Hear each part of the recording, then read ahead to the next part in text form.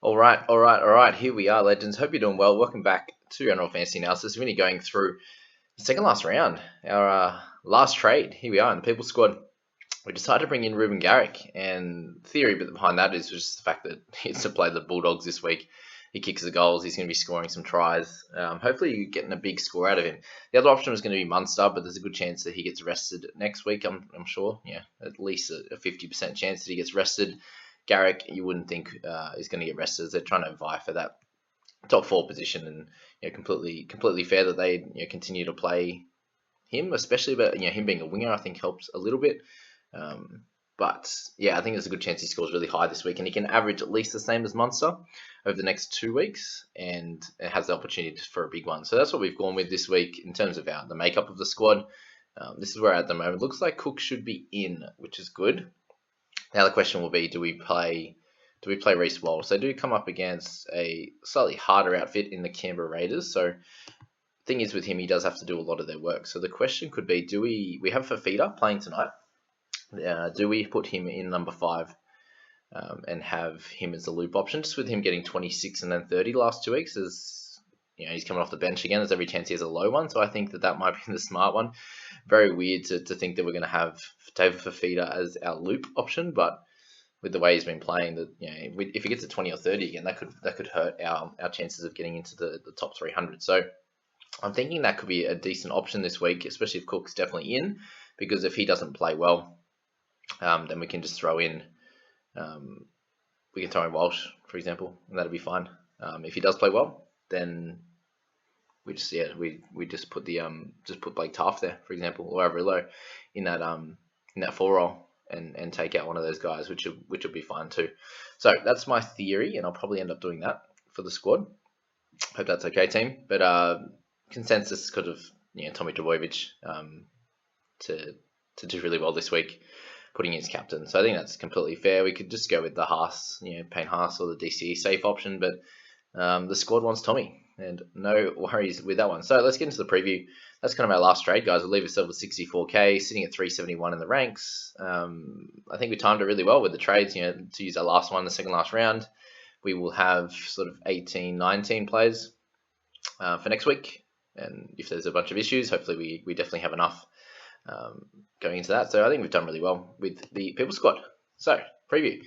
Knights and Titans, this becomes a really, really difficult round. I feel like the Titans should win this one. Even with Ash Taylor out, I'm okay with that. He's only been playing okay, for my personal opinion anyway. But Jaden Campbell, I think, is a really good player, so you lose a bit, obviously, with Brimson, but you get Campbell, different type of player in Campbell. I think, the speed scares a lot of teams, and I think he's going to do really well for them. So, Knights have just been scratching and clawing the last few weeks, and they do have a really strong side, obviously, with Ponga and Pearce back. Bradman Best is there. You've got Brayley, you've got Barnett, Watson, Frizzell. You've got everyone there. You've got basically a full team, but they're just not playing that well. Titans had a really good start against the Storm, and then they kind of, Storm did their thing and went away with it. I think if Titans can start like that and kind of maintain a similar sort of effort across the game, I think they can get over the top of the Knights by about 6 points. I'm thinking like a 30 to 24 type of scoreline in this one. I'm seeing some points and hopefully a big game from Pong. If he does have a big game, I think that the Knights can probably win, because usually when Pong is on, or when he has a big one, Pearce has scores a try or something like that as well, and it kind of is a bit of a whitewash, and they demolish teams. So it could go either way, but I'm going to go with Titans in that one. All right, sliding along down in the Warriors Raiders becomes another tough one, but I think the Raiders, after the last week or two, are starting to improve a little bit. They do see CNK back as well, Nickel Clockstar. I think he just brings a little bit more, obviously he's experienced, but just another weapon off the bench for them. Horsburgh comes back. Ryan James is not playing; he hasn't come back yet.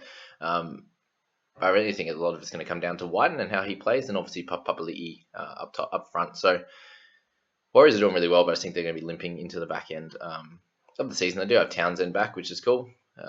Lodge is there, Egan, Curran, Aiken. Looks like Curran's going to be in as well. I just think Raiders by 6 as well in that one. Okay, sliding down. Roosters Rabbitohs, best game of the round here. Crazy to think that the Roosters are still hanging in there, doing really well. They end up with a pretty similar team this week. Obviously, with Nat Butcher out, Egan goes into that position. I do see the Rabbitohs coming over the top of the Roosters, especially after their loss. I think they want to come into the back end of the year or into the last few rounds with a couple of wins.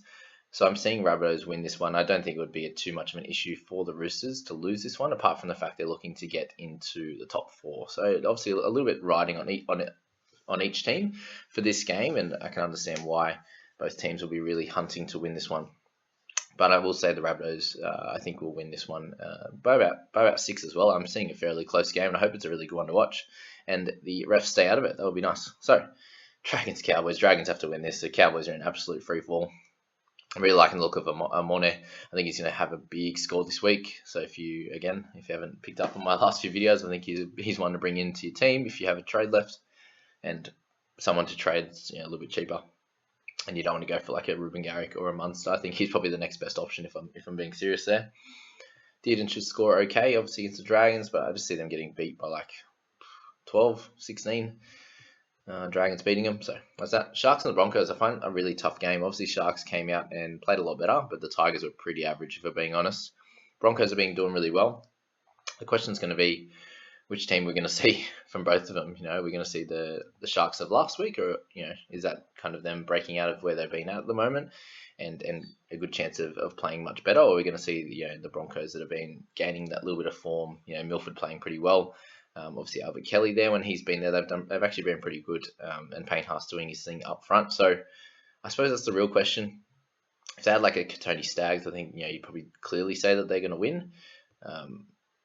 But yeah, it's a really tough one. I'm happy to go for a coin flip. It feels very similar to the Bunnies Panthers game last week, which felt really, really close, and I couldn't really tell. But we're gonna roll with the Sharks here, who are in a position where it's a super important game for them. So let's just go for that one there. It's a much more important game for the Sharks than it is for the Broncos, just to make the top 8. So let's go with that. Then Sharks by 2. Storm and Eels. Whew, this could get nasty. They get the full team. This will be like I feel like this is their training run for the finals. Like, let's see how good we can go this game with our literal full squad. And then I can see them resting a few players next week for sure. I think someone mentioned that it looks like they might be resting sort of 10 guys over the next few weeks. They haven't really rested many this week. Obviously, Finucane's the only one kind of having a rest this week. But yeah, I can see a bunch of guys are getting rested next week, and this is the one that they're going to come out and try and put Eels to the sword, and then have a bit of a rest in the last game, which they all completely deserve. So let's see a 20-point win plus for the Storm. A really important game for the Eels to try and save some face and build some momentum into the finals after their win last week. Eagles and the Dogs. So this one here, this is the one we're all hoping for a big score. Same thing, Eagles trying to get into the top 4, trying to cement their spot there. I can see Trbojevic, Garrick, TCE all going big scores. Good luck if you're trying to play some try scorers. Olakwatu is always a good one for that. And then just picking your pair of Parker or Harper. I always seem to get on the wrong one when I put a bet on for this game. But Garrick double or a Saab double. These are the kind of a Trbojevic double. These are the ones you'd be looking at for this week. DCE back on the inside for a try. I can see it being a very one-sided affair, this one, with Tommy back, and then they might see how they go if they've got the 4 spot or not. Having a rest next week, but yeah, this could be a fun one to watch if you like offensive, if you like attacking football for sure. All right, and let's finish off Panthers and the Tigers. So this one here, I don't know. Is it just more like a training run for the Panthers, just to make sure they're ticking over well, getting in the right vein of form, heading into the finals? I definitely think that's the case. Do they even need to play Edwards? I don't feel like that would be a smart idea for them with the head knock. Do they have anyone to cover? That's the question. They could bring in, like a Staines in the 21, I suppose. Tyron May could come in. They can move things around. Crichton could go in. May to go to centre. So easy for them to do that. To'o's coming back. Definitely feels like a bit of a training run heading into the finals. And no Adam Dewey on the other side. I can expect them to really flog the Tigers here. So that's that with the preview and our last trade for the year, guys. Hope you've been enjoying along the whole way. Still obviously another week after this, and we'll follow through that, and we'll see where we end up in terms of our overall ranks. And if you're playing semi-finals or finals for your head-to-head comps this week, I wish you all the best of luck, and we'll catch you over the weekend, guys. Have a good one. See you later.